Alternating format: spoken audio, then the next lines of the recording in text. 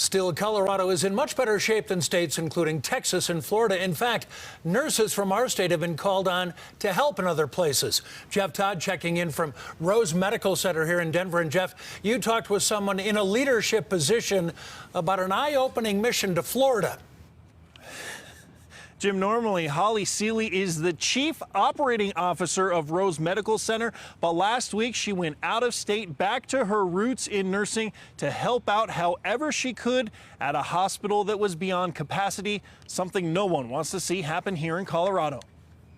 We have a lot of hospitals in Florida, so the call for help came out and I volunteered. Holly Seeley wasn't sure what to expect when she went to South Florida to help during the Delta variant surge of the pandemic. I believe in my heart there's always room to help, and I'm happy to do it. Outside in 90-degree heat, she worked with other nurses triaging patients. The hospital I was at had 180 usable beds and had more than 220 patients a day. Capacity issues like we have not seen in Colorado.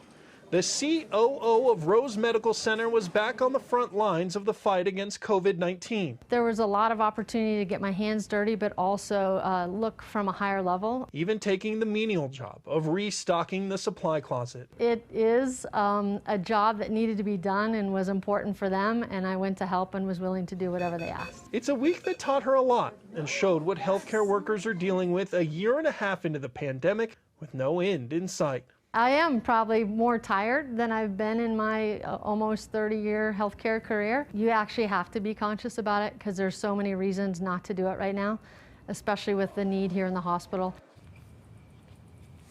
Nurse Seeley told us that she thinks that Colorado is faring better than what she saw in Florida because of higher vaccination rates, but she's still hoping, as the governor said today, that 25% of people will go out and get the shot. She's concerned that in the next few weeks, our state could see a similar surge to what she saw in Florida. We're live in Denver tonight. Jeff Todd covering Colorado First. Jeff.